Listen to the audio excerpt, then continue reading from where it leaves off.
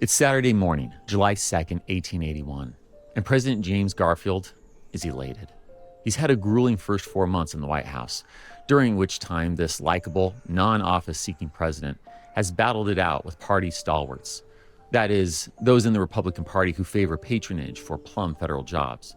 But James made his position clear in his inaugural speech. The civil service can never be placed on a satisfactory basis until it is regulated by law. For the good of the service itself, for the protection of those who are entrusted with the appointing power, against the waste of time and obstruction to the public business caused by the inordinate pressure for place, and for the protection of incumbents against intrigue and wrong, I shall, at the proper time, ask Congress to fix the tenure of the minor offices of the several executive departments and prescribe the grounds upon which removals shall be made during the terms for which incumbents have been appointed. Yes, the president is taking on the spoils system. Today, though, he's taking a break from that contentious issue and leaving for D.C. to take a little vacation. His youngest two boys, Irvin and Abram, are taking a train to their hometown of Menor, Ohio, for a little grandparent time. Meanwhile, James and his older two boys, Harry and James Jr., will ride the rails in the other direction to meet his daughter, Molly, and wife, Lucretia. They aim to visit a few East Coast states and drop by James Garfield's old alma mater in Massachusetts, which is where these older two sons are now enrolling, Williams College. As James Garfield gets ready for the day, the father of five playfully roughhouses with his sons, then bids them goodbye before climbing into a two-seater carriage. In the other seat is the former Maine senator who actually sought the presidency, James Blaine. Now serving as Secretary of State, he's accompanying the president down to Washington, D.C.'s Baltimore and Pontiac Railroad Station so they can squeeze in one last pre-vacation chat. The elder two Garfield sons head out in a separate carriage and will meet their father at the train's platform. The president's carriage soon pulls up at the railroad depot. But how's he doing on time? Can't miss the 9:30 train. James sees a policeman. He asks, "How much time have we, officer?" The policeman replies, "About 10 minutes, sir." Sounds like the president needs to get moving along. That's fine. Secretary of State James Blaine decides he'll walk with the president to the platform of the red brick station. The duo walk briskly, side by side, through the less busy than usual depot. They're just passing through some rows of chairs when a loud pop cuts the quiet. The president feels a sharp sting along his right shoulder. His head flies back, his arms out. "My God, what is this?" He exclaims. The sound echoes through the train station once more. This time, James feels the bullet hit him square in the back. He collapses, striking some chairs before hitting the floor. 6 feet away, a small, dark-haired, bearded man, armed with a British Bulldog revolver, turns and walks toward the station's exit. "There he goes! There he goes!" Someone cries. He's stepping outside just as a massive, powerfully built policeman is stepping in. Hearing strange voices calling, "Stop him! He shot the president!" the officer seizes this diminutive, dark-haired man by the arm. The quickly forming crowd calls out for the gunman to be lynched, but that doesn't seem to scare him. As more officers swarm, he announces, "I did it. I will go to jail for it. I am a stalwart, and Arthur will be president." It's a tragic, heartbreaking story. Political violence is never the answer. It wasn't then, and it isn't today. But I share that story to start this episode for a specific reason. The gunman that murdered President James Garfield did so for the stated reason that he believed the president owed him a job in the federal government. This assassin was, by most accounts, mentally unstable, but he rightly understood how government jobs worked at the time. Loyalty was rewarded. He was a so-called stalwart of the Republican Party who felt he did a great service campaigning for James Garfield's nomination. He was so convinced of his importance and value in the president's election, in fact, that he repeatedly requested an embassy post in Europe. Politely, yet firmly, the anti-patronage president denied him that. The rest is hideous history. Ironically, Chester Arthur, the VP who would become president, would have a change of heart regarding the spoils system. After a crushing midterm party defeat, he would heed the voters' stern message and take up Garfield's agenda. President Chester Arthur would sign landmark legislation that would end the long history of political patronage and establish a nonpartisan, professionalized standard for civil service workers. Welcome to Government That Doesn't Suck. I'm your professor, Greg Jackson. And I'm your Professor Lindsey Cormack. And Lindsey, as always, it is a pleasure to be chatting with you. Even if we're competing with a few sounds in New York City, it sounds like today. There is a lot of sound where I am. Yes, the hustle and bustle of this city is alive. It's all good. We'll go ahead and note for our listeners, we've waited for what is something of a lull, and we'll hope that lull rides with us as we get through this segment here. But that stated, I'm very excited for this conversation today. We're talking about the Pendleton Act and the patronage system that it was intended to tackle back in 1883. So we will grade the effectiveness of that, discuss what it is. And I'm also excited for our guest today, Zachary Karabell, who wrote a biography of President Chester Arthur. Lindsey, you'll get a kick out of this. Zachary and I did a panel together at the Aspen Ideas Festival. So as we were hanging out the night before, we're having a wonderful conversation. It did not dawn on me until after the conversation that I had read his book in doing my episode of History That Doesn't Suck that covered Chester Arthur's presidency. I thought his book was really fun. I really liked how they couched it. They were like, it's good enough for a scholar, great enough for a casual reader, and everyone's going to learn something. I learned something that I thought was interesting, which was Chester Arthur spent time in New York City, the Hudson Valley, and Kansas, which are the places that I have spent the most time in my life. And I was like, oh, got a little Chet in me. You sure do. You and Chet, well, we'll say all the positive things about Chet. That is what you have in common with him. That's what I'm seeing.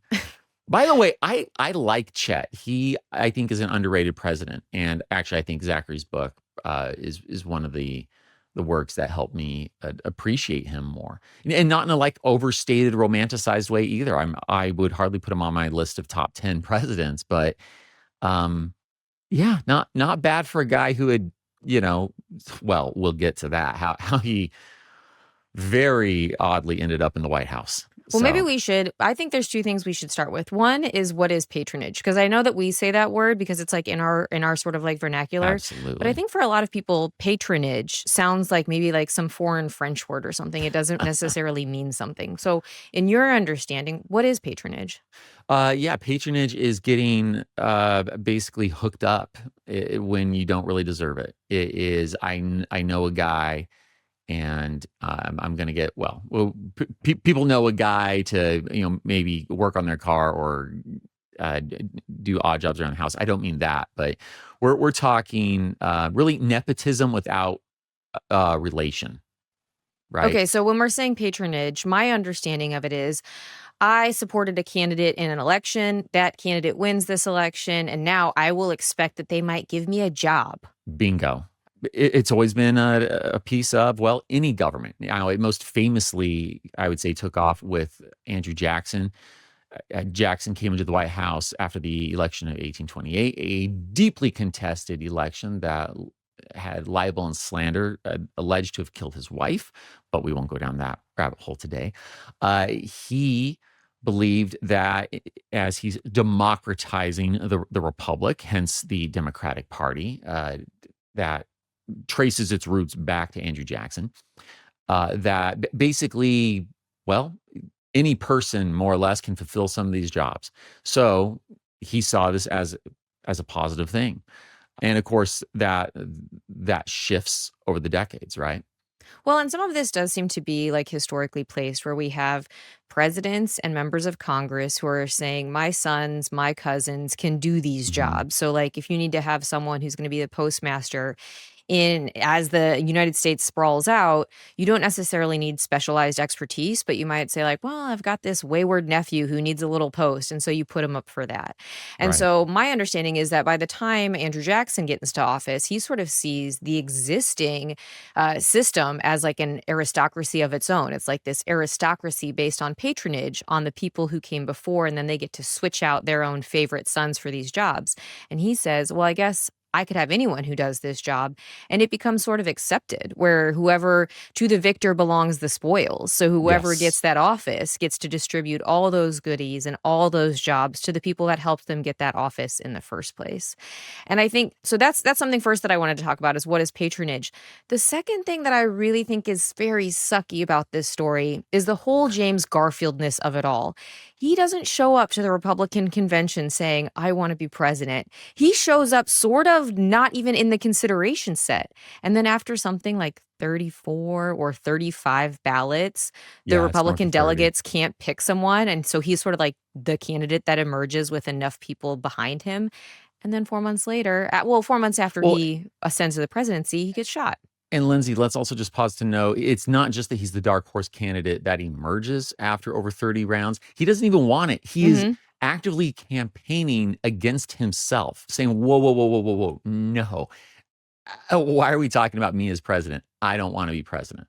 Well, and I think he's the first preacher that we have as president. He's the third Ohioan to be nominated, and I think he's something. I think he's the last of our presidents that was born in a log cabin. Plenty of the other He is the presidents last are one. born at home, but he's a log cabin birth. He is, and it's easy to romanticize after an assassination, but I have for years felt and based this on my research of the man. He is the best president we didn't get to have, is kind of how I like to express it. I feel like his ideas, his platform, the direction that he would have gone. And I think part of that goes to the humility of an individual who finds himself president of the United States while actively not seeking that sort of power. Political assassination is always tragedy, and I feel like that's only compounded for me when I think of what I expect might have been with a Garfield, with a real term of Garfield in the White House.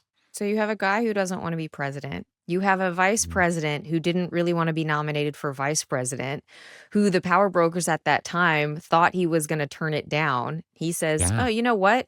If someone wants me to be vice president, I will definitely take that honor. And then we get into this accidental sort of realm where no one thought he was going to be president. And I really liked in Zachary Caravel's book where he says, like, one of his chapter titles is like Chester Arthur as president. Dear God. People seem to be like really almost appalled, but certainly surprised by this. Well, I mean, he was meant to be, and we've used the vice presidency more than once in this way. He was really meant to just be a compromised, throw a bone to the stalwarts. We're going to remember you, and within the bifurcation. We'll get into this, of course, in our conversation with Zachary, but this was more of a peace offering to his faction, to Chet's faction, Chester. He went by Chet. To Chet's faction of the Republican Party.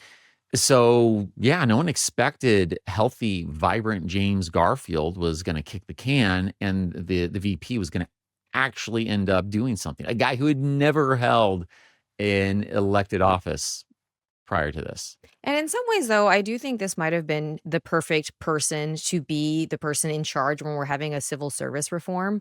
Because though he's come up in this system, he's always been on the side of getting the patronage. He's never been on the side of doling it out himself. And so he doesn't really have as much entrenched on we need to keep this in system as place because my people need to do X, Y, or Z. He's always been those people. And so by the time 1883 rolls around and the Pendleton the Pendleton Civil Service Act is being considered, he sort of seems to be like an okay person to receive the message that we do need to change something. Yeah. I think that's a really great point. And of course, James Garfield's assassination, I mean, it's just so illustrative of why reform is needed. Now, there are other factors, of course, we're going to get into here, but it's a driving force. So it seems to me that the assassination is sort of one of those like focal moments where there's a before and there's an after, where people have this sense that we deserve a government with competent people in the positions. We deserve a government that is at least somewhat responsive to the needs of the American people based on expertise instead of who they know. But it's not really until that assassination that can kind of congeal into something that's like, let's change policy. Because the Pendleton Civil Service Act was already introduced and was just languishing in committee. Like they They were considering this as some piece of legislation to move forward, but it's really that assassination that is that focal point. There's a before and there's an after, and it's clear that the after has to be different. I guess that's probably part one. Part two is probably those midterm elections where Democrats end up taking, I think, 70 seats. It was something like they gained the second most number of seats gained in any one midterm election. And that's sort of where you can't ignore the voters anymore. They've said, like, okay, we've shown you in violence, we're showing you in the democratic process, something has to change.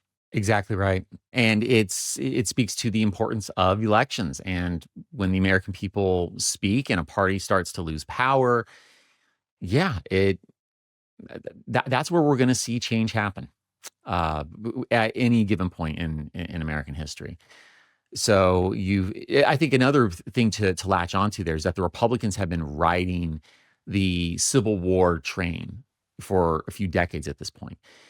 Those who either supported secession or were friendly to the Confederacy, shall we say, they were Democrats. Now, there were plenty of loyal Democrats. The war Democrats supported fighting against the Confederacy and against secession, but the peace Democrats, or Copperheads, as they were known by Republicans, Copperheads, as in the copperhead snake, poisonous, right?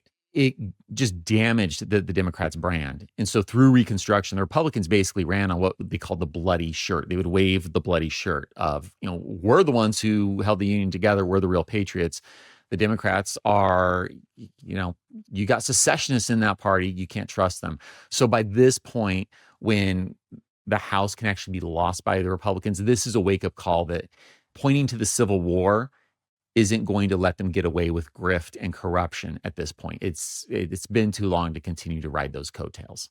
So I think when we think about the coattails and when we think about like time after the Civil War, something that struck me in researching this part of history is not just that patronage goes one way, but it's sort of this circle that feeds itself, which is I give you a job and then I'm going to expect that 2 to 7% of the money that you make in that job is going to come back to me when I want to run for reelection or for higher office.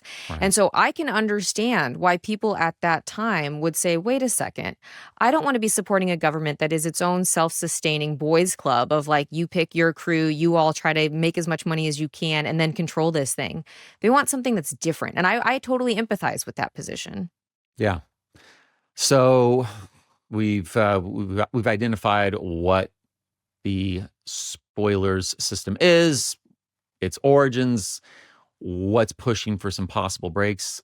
I think we're probably ready to bring in our ringer today to let Zachary drop some wisdom. Sounds good, Greg. We're going to take a quick break and then bring in our guest to dive into all the public outcry that led to this civil service reform.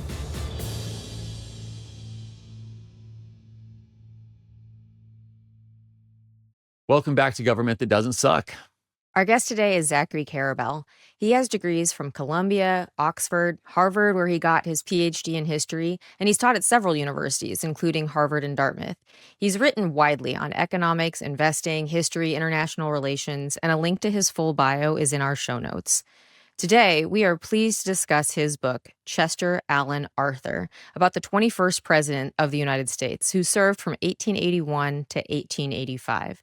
Zachary's book jacket describes Arthur as the Gilded Age bon vivant who became America's unlikeliest chief executive and who provided over sweeping reform of the system that nurtured him.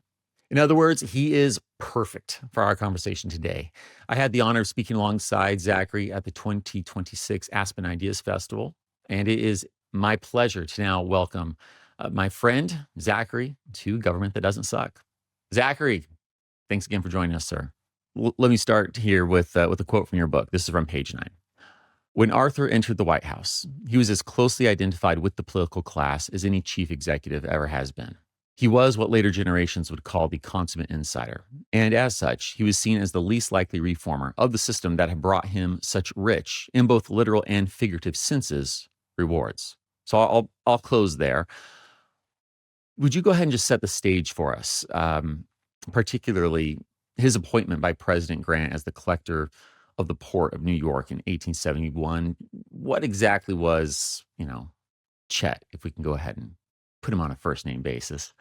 Chester Arthur was like if that had been the Soviet Union, he would have been an apparatchik. He was just a loyal party guy, known to be easygoing, kind of a gourmand, liked wine and steak. He'd had a brief period of early youthful reform, wasn't an abolitionist before the Civil War, but definitely was a Republican in the way Republican was the Lincoln Republican Party, the anti-slavery Northern party that was the locus of removing slavery via the Civil War. So he was that.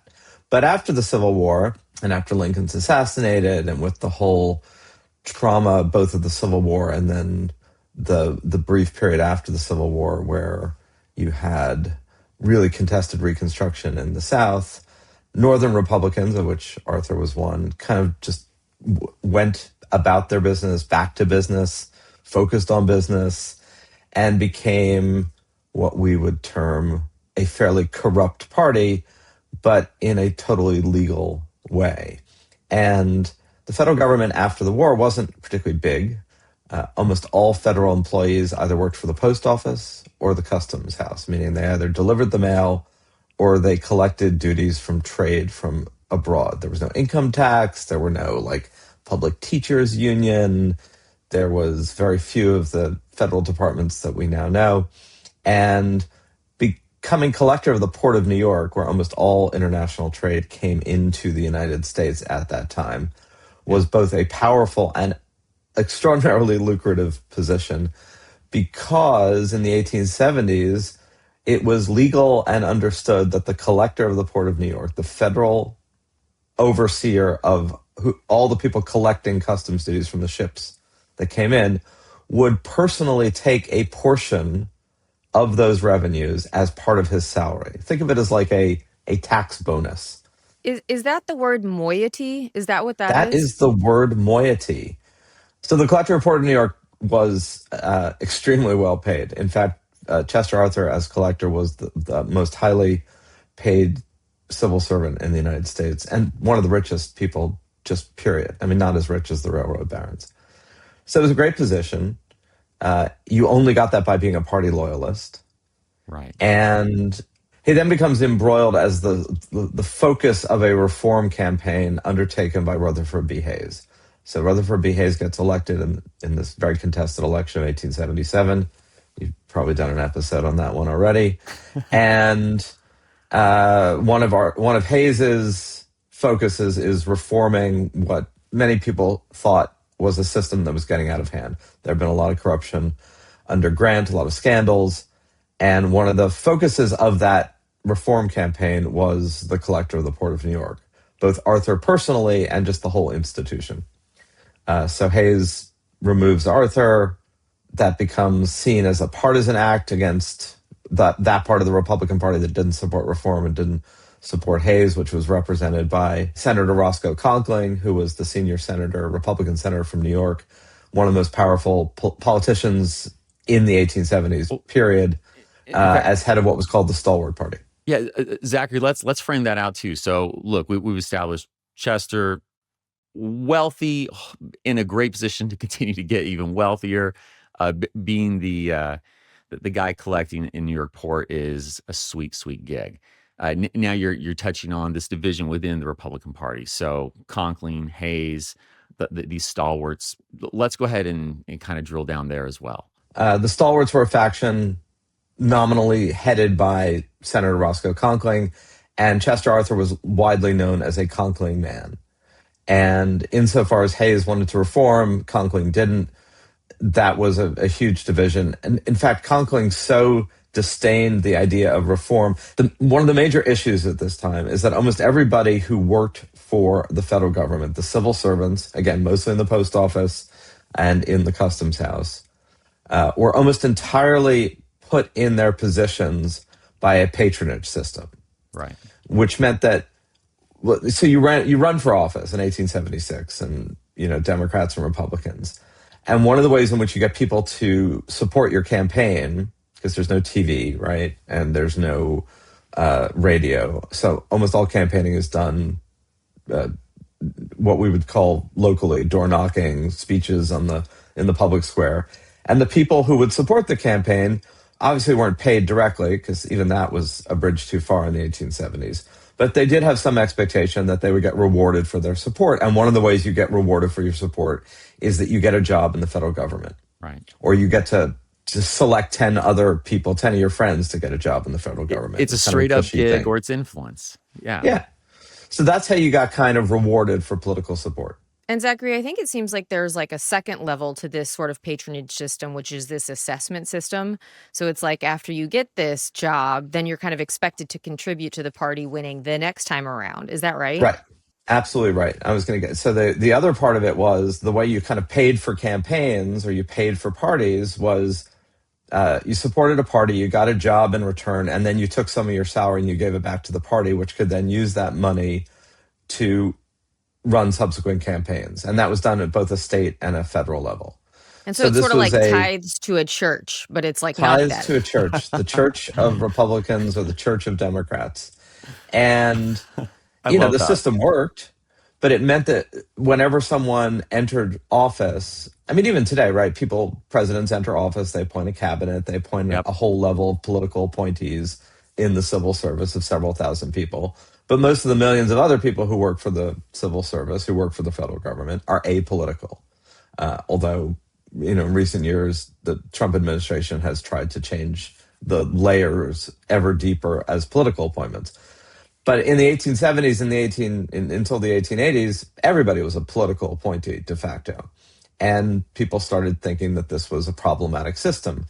And so there was a reform movement, and Arthur became kind of the object of the reform movement as the exhibit A of why this isn't a good system. Here's this guy, he's getting unbelievably rich, no one elected him to anything, and he's beholden to this faction of the Republican Party, the stalwarts, and Roscoe Conkling, who's also getting incredibly rich, and this is not very democratic, and this isn't good, and it's leading to all sorts of problems. And of course, the people who liked the system, the Conklingites, the stalwarts, were radically opposed to it, derided the whole effort, called it civil service reform. We've got a stalwart here, Chester, a bon vivant who has enjoyed the largesse of the ports thanks to this system. Him being vice president is only a conciliatory effort made to his faction of the party. The dude's never held elected office. Personally, I think he felt that very keenly himself as the weight of entering the executive. Well, it certainly, if not with the vice presidency, once the presidency fell on his shoulders. Right. I am undoubtedly posing a pretty simplistic question here, but how does Garfield's assassination play this role in having, getting him to change teams, to switch perspectives? So first of all, the fact that Arthur becomes Garfield's running mate is in of itself the ultimate political compromise. Right. Often vice presidential candidates are picked by the party or by the president to kind of complement the presidential candidate's strengths or offset weaknesses. So northern candidate has a southern vice president, southern candidate has a northern. And we've done this, we still do this today, right? Right, still do this today. Try to figure out like who matches, who compensates. Yeah. And so Garfield from Ohio kind of comes out of nowhere, a dark horse candidate. No one expected him to be the nominee. And in order to get the party energized to support Garfield's candidacy in 1880, Chester Arthur is kind of thrust upon him. Much to both Arthur, Garfield, and everybody else's surprise, because who the hell was Garfield? Who the hell was Arthur? Exactly, and if I may, I'm sure we have a lot of listeners thanks to Death by Lightning who are more familiar with this story than perhaps would have been a few years ago. But I mean, Garfield literally fought being nominated. This is such a unique election. So here we have and Arthur resisted being added to the ticket. And in fact, Roscoe Conkling was infuriated that Arthur said yes when asked, because Conkling thought that the nomination of Garfield was a snub of Conkling, which it was. Conkling wanted to be president. And so he absolutely was.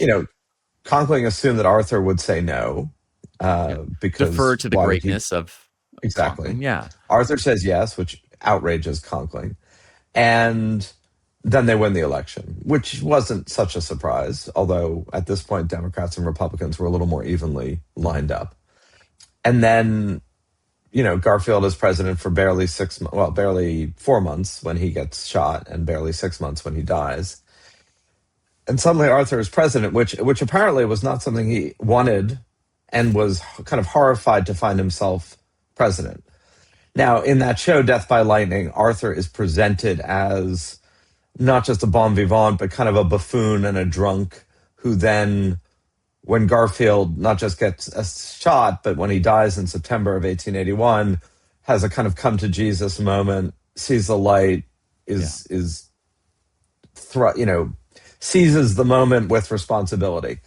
The problem with Arthur is he left almost no papers, so all this is conjecture. I mean, that might be absolutely the truth. It might be a complete caricature of what was the truth. I think what we do know is that Arthur didn't want to be president. He didn't work very hard. He liked a good life. He was a loyal party man. And I think one of the things that the Netflix show, really doesn't do justice to is he was widely regarded as a pretty decent guy, right? He was he didn't really make enemies personally. He made enemies categorically, meaning the fact that he was part of a corrupt system was seen as a negative for him. But he was kind of a go along, get along person. He was probably a great guy to have a drink with, drinking a cigar, Sure. lay back, talk, shoot the shit. Meet Whatever. him at Delmonico's. You'll have a wonderful evening. Yeah, it's like, hey man, what are you doing on Thursday? I'll meet you at 6:30 if you want a cigar. Like a great guy. If there had been sports on TV at the time, he would have been the guy. Yeah. Well, and it also seems like he would have enjoyed the presidency a lot more if his wife was surviving. Like, he seems like a man who would have thrived on the socialness of what that office can be, but without his wife at his side, it's just way harder to do it. I think that's a really good point. I mean, even without his wife in the office, he hires a young Louis Comfort Tiffany to redesign the White House. He has I'm the wearing my fanciest only carriage. piece of Tiffany jewelry today. I was like, we'll do a little Tiffany something for that. There you go. Nice. Thanks to Chester Arthur. So he had good taste, even Saul's spouse. And yeah, he might have enjoyed the social milieu, although Washington was a sleepier town then. You're totally right. It would have been a more exciting time. I do think no matter what, he just didn't want the responsibility. Like, that was not in his particular life path. And then boom, it was. And it is clear that the effect of Garfield's assassination does shift him in a different direction, away from his past and toward the country's future. And in this case, what that meant was, because there was a perception, somewhat incorrect, that Garfield's assassination at the hands of Charles Guiteau was a function of this patronage system, i.e., the story was Guiteau kills Garfield because he doesn't get a job. And he plays into that, even though I think we now know that Guiteau was not really a disgruntled office seeker as he was described as being, but was simply someone who was deeply troubled. And had delusions of grandeur and fantasies. But nonetheless, that story fed into what had been a contested political movement to actually reform the civil service, make it less dependent on patronage and more dependent on merit. Well, so let's go ahead and dig into that. So we get the Pendleton Civil Service Act, effectively, right? Broad strokes. What does that mean to us? In 1883, George Pendleton, senator from Ohio, had introduced a civil service bill in 1880 on the heels of Hayes's attempts to purge or kneecap the stalwart, i.e. the patronage part of the Republican Party. That bill failed. So there had been this attempt for several years to create a civil service act that would turn a portion of the civil service into a merit-based appointment and not a patronage-based appointment, and that merit would be established by examinations. Other countries in the world had done this for a long, long time. China, right? China had always had a layer of the bureaucracy that was purely determined by the merit of exam-based criteria. So there was precedence for this elsewhere in the world, which the United States was trying to borrow from. So you turn it into the people who serve in the federal government are doing so because they are skilled or capable, not because of who they know and connections they had. Garfield gets assassinated. Arthur becomes president. And even then, even though there was a sort of a groundswell of now we really should do something, the Republicans in Congress, by this time Conkling has far less power and is actually out of Congress, resist this bill. They go into the elections of 1882 and the Republicans lose. Democrats take control of the House of Representatives, to a lot of people's surprise at the time. And one of the reasons was the Republicans were seen as kind of a obstreperous, corrupt party resisting the tide of reform.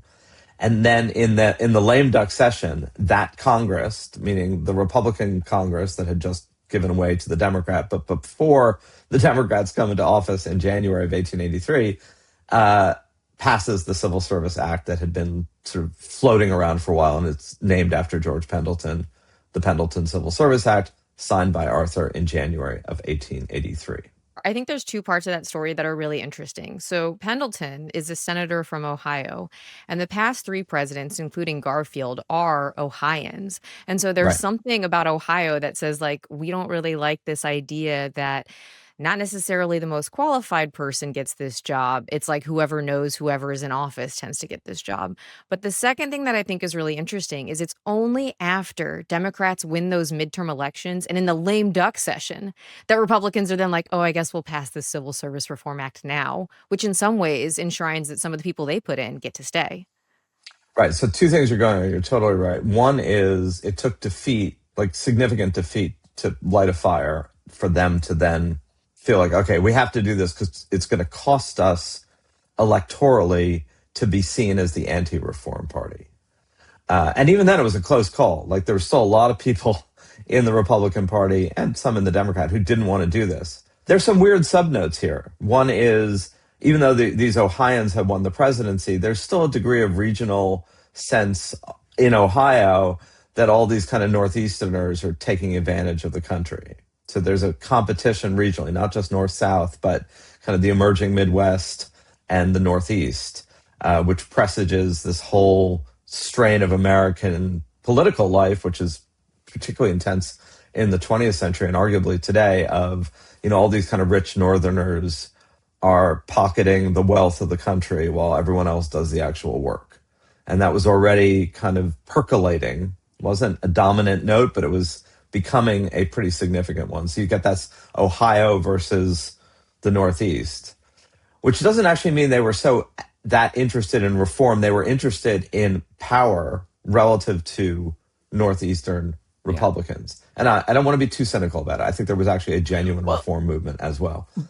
But there's room for the there's room for the cynicism. I think this is a reality that James Madison would be nodding, going, because there are incentives created with power, and we should naturally expect that this is one of the positive things of there being tension that comes with.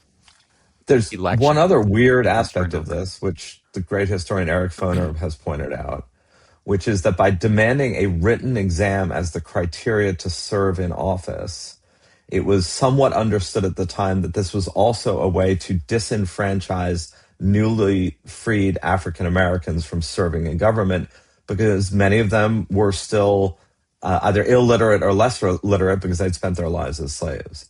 And it was seen as its own form of discrimination. Remember, Reconstruction kind of ends in 1877. All these gains are wiped out, the beginning of Jim Crow in the South. And one way to keep African Americans from serving in government was to administer an exam that people knew they couldn't pass. So that was part of the mix as well, unfortunately, within this whole matrix of reform. And one other thing, just to deflate the wow, isn't this great what we did balloon, only about 10% of the federal government was subject to the civil service exam for the Pendleton Act. Plus, as Lindsey just pointed out, there was this kind of weird exception moment where you could secure your appointees as president, as the outgoing president, as permanent civil servants. So you got like a portion of the civil service that you got to protect under this act with a kind of a patronage that would extend. even though you also created this exam, but it was only 10% of 130,000 civil servants who were subject to the merit-based criteria in the 1880s. And so when you're saying protect, does that mean you can't be fired by an incoming president unless it's for cause, or what does the protection mean? I mean, in theory, that was the protection. It didn't necessarily work out that way, but that was one of the bill's criteria. It was called blanketing. Oh, yeah, because you could blanket in, and that's what they said they were doing, is like blanketing in all the appointees that they had when they were in power as Republicans. Right, and they could be made permanent civil servants. I don't actually know how permanent was, but that was at least the language. So it was a mixed bag. In order to get people to support its passage, you kind of said, yeah, we're going to do this exam. It's going to apply to a small percentage of the overall federal workforce. Oh, and by the way, you get to turn what had been temporary patronage into kind of permanent patronage as part of the sweetener to get the support. Look, even so, this is a major moment in American history that sort of sets the federal government on a radically different course than what it had been until 1883. It is the beginning of a new precedent. Is there some sort of tension? And I realize this is zero prep for you. I'm throwing you a total curveball. Is there a tension that Americans should be able to accept, run with, on perhaps recognizing the imperfections of any reform undertaking that we will always disappoint ourselves if we expect a perfect execution. But that's also not to somehow just shrug and say, oh, well, it's okay if there's corruption. Am I making some sense here? Yeah, no, I mean, absolutely. I think this is part of this old canard of like two things you shouldn't witness is making legislation and making sausage, because if you do so, you're going to not want to deal with either. And I think the reality is, look, you look at the way any piece of legislation comes into being, even things that we now look at as sort of icons of America at its best, the Civil Rights Act of 1964, the Voting Rights Act of 1965.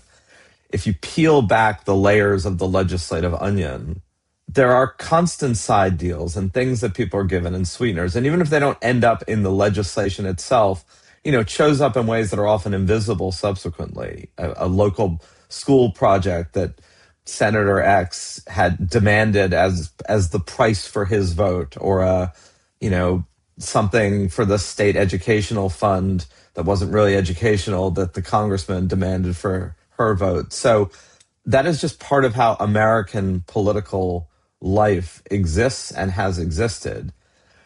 One way to go into that is to say, oh my God, I cannot believe there's gambling in Casablanca. This is just ridiculous. They're all venal. The other way is to go, look, it's a complicated process to get a lot of people in a disparate nation to do anything collectively and to row their oars even for a nanosecond in the same direction. And the best political outcomes are usually a result of someone going, it is more important that we get this done, even in ways that are questionable, than to not get it done. Do not let the great be the enemy of the good when it comes to legislative action and when it comes to reform in general. And if your demand is, we have to do this perfectly, and the way in which we do it has to be morally unimpeachable, that is a recipe for complete and utter sclerosis. Nothing will be done if that is the criteria, except things will build up so intensely that revolutionary fervor, the demand for tear it down, break it up, will increase. So, Zachary, maybe I should have mentioned this earlier, but my understanding of why we get to this place in the first place is because Andrew Jackson says it's sort of like a democratizing force to be able to appoint any man to be a postmaster. It's like, how hard can it be? You have to deliver mail or figure out other people's schedules to deliver mail. And so it seems like we come from this place of okay, it's democratizing, everyone's a part of government, to sort of in 80 years time being entrenched into something that's not quite as functional. And then there's another call to say we have to do it differently. I think that's true in that, and there's a fairness to that argument, meaning the roles that most civil servants played in the federal government did not require, incredible skills-based training. So to some degree, Jackson's point is correct. Like you certainly didn't need a college degree, and almost nobody had a college degree in the 1830s anyway, to collect or deliver the mail. What's interesting is, and there is a chicken and egg question here, is that what you get in 1883, it happens at a time when the federal government begins to acquire more powers and more responsibilities, many of which are more technocratic. The collecting of statistics, which had been done by the census, but broadens out. The creation of a Department of Agriculture in the 1860s to we're going to measure all of our crops and figure out which seeds and plantings are best. Again, some of that had been done earlier in the century, becomes much more sophisticated. All of the late 19th and early 20th century, what we call progressive era reforms, most of which are early 20th, but beginning with the antitrust acts of the 1890, demand civil servants with sort of domain-specific knowledge in areas where regulations are being passed. If you're going to break up a trust in the 1890s and the early 1900s, you have to understand how trusts work economically. You have to have kind of domain expertise in railroads, in the meat industry, in the sugar industry, you name it. If you're going to pass a Food and Drug Act to inspect meat, you have to have people who can be inspectors, who can go into stockyards and go, hey, these are unsanitary conditions. And just on down the list, you pass laws that require regulations, that require individuals in the executive branch to have knowledge of those areas far more than was true for collecting mail or collecting taxes. So in some ways, it seems like it sort of foreshadows or actually foreallows something to be not sucky. So in the future, if we know that we're going to have to help farmers, we're going to have people with expertise staff the Department of Agriculture, or subsections, the Department of Soils, or people who are looking at insects and pests. And so it seems like you can't quite picture what's going to come in 1883, but it does set up the capacity to have a much more competent set of people in those governing positions. It's totally right. And I think one of the questions I've had for years is that chicken and egg one, meaning does the passage of the Pendleton Act, is it a necessary precondition for a more professional government that then does all these things that progressives and then the New Deal and then the Great Society want government to do? Or was that kind of happening anyway, and then you just sort of codify it? So the causal part I think, will remain a question mark. Mm-hmm. But the fact is, you obviously needed some funneling mechanism to hire competent people, and exams are a pretty good way of doing it. Now, to be fair, the civil service exam didn't necessarily test people for those domain expertises, and doesn't now even. But it did at least say these are people who can read, write, analyze, have some sort of mathematical ability, understand the workings of government. I mean, part of it was when people studied civics in the 20th century, do you even understand that we have three branches of government, or how a law is passed, or what all these things mean? And then isn't there also a commission that's established with the Pendleton Service Act? I think it's a civil service commission that's job is to sort of figure out these things? Yeah, it is in fact called the Civil Service Commission and exists today as such, although its mandate has become vastly broader than it was in the 1880s. But yeah, you have a commission that is sort of in charge of assessing the federal workforce. And its composition and who gets hired and how much they get paid and the whole thing. I mean, Congress has to sort of validate, obviously, at the end of the day, how much people get paid or how much budget is allocated. But yeah, you get that. So maybe it makes sense to think about how this is in effect or not in effect today, because my understanding is at the time, only 10 to 20% of the jobs or so are going to be covered by this. But in about 2 decades, we do get a really robust federal government that can do a lot of things. And now we have sort of this changing understanding of what is a protected employee versus one that can serve at the whim of the executive. Do you see changes that are very particular to today on this issue? So over the next 140, 50 years, it went from 10% to 90%. So 90% of the federal workforce today, which is about 2.5 million people. It's actually hard to fully count the federal workforce, which we don't have to get into. And then obviously you have another several million contractors who are not subject to this. But the federal government has gotten substantially bigger. The population's gotten bigger too. The population of the United States in the 1880s was 55 million. It's 340 million now. So you would have expected some sort of per capita growth in the federal government. Anyway, but it's still bigger per capita by a factor of 2 or 3 than it was in the 1880s. And it does more things. The issue starting in the late 20th century and into the 21st was the federal government has gotten too big. It's a bloated bureaucracy. There are too many civil servants with too many roles, too many responsibilities, too much power, unelected, unanswerable, unappointed. And in some sense, many of them are unappointed. They are merit-based for jobs, but they're not even appointed by the president. So they're not accountable to the administration. I mean, I don't know if you want to get into this. One of the things that animates the current Republican Party and the Supreme Court around this theory of a unitary executive is that over time, the children of the Pendleton Act became their own unelected center of power. They became kind of a merit-based aristocracy answerable only to themselves, administering rules and laws that the president couldn't control and the Congress couldn't stop. So you mean when we say like the administrative state or the bureaucratic state? Right. The bureaucratic state is a child, a grandchild, a great, whatever. It is the dotted line extension of the Pendleton Act. And people started saying this is ridiculous. There should be some accountability. There should be some ability to redirect this. Also, unionization of federal employees, which wasn't contemplated in the 1880s, but became a factor in the 20th century, certainly with the New Deal. So not only were they unelected and merit-based, but they were unfireable or hard to fire. So Zach, like Greg and I, you've been a teacher in the classroom. What sort of grade would you give Chester Arthur and the Pendleton Civil Service Act overall? Great question. First of all, I hated giving grades when I was a teacher. Secondly, so maybe you don't have to give a grade. Maybe you can give it on a scale of like, does it totally suck to does it not suck? Pick somewhere in the I like the suck scale. Yeah, do a suck scale. It's a grade, but it doesn't feel like a grade. So yeah. I'll take the suck scale. By the way, it's been very fun talking about history. Like I don't do this very much in my sort of professional life anymore. And it's like a moment of like, oh, right, I remember what this is like. Right, this is fun. Like over the years, I have, like, there's a lot of stuff that's kind of settled in there that I don't usually talk about.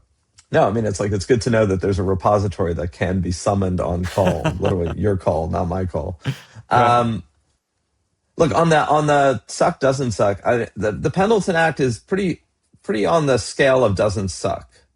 All the caveats notwithstanding, all of the sausage making included, it is one of these before and after steps that is both hugely consequential and largely constructive. The fact that things may have gotten out of whack over the subsequent 150 years is not an indictment of it itself, right? None of us are graced with perfect foreknowledge of how something that is good in the present becomes distorted in the future. I think, it is an indication of the fact that nothing lasts forever. Everything has to be revisited. Something that is perfectly suited to one time may not be suited to another. So all those things are true and all those things are contingent. But it as itself, it as a moment of kind of necessary, positive, constructive change, I think is unequivocal and should be undebatable. Regardless of what its legacy, became in part. And there's a lot of expertise in the federal government that has done incredible good. I mean, a lot of these regulations, the FAA, the FDA, have saved lives, helped people, fueled the country's growth, enabled a middle class to live safely and prosperously. Like, even a lot of the worst of those things have had a lot of constructively good things. So on the suck, doesn't suck scale, I would put it way on the doesn't suck end of the spectrum. Love it. Well, Zachary, let me just say thank you so much. I knew I was going to enjoy this conversation already. I always enjoy talking with you, but it was even more illuminating than I had expected. Hopefully you can edit it down appropriately.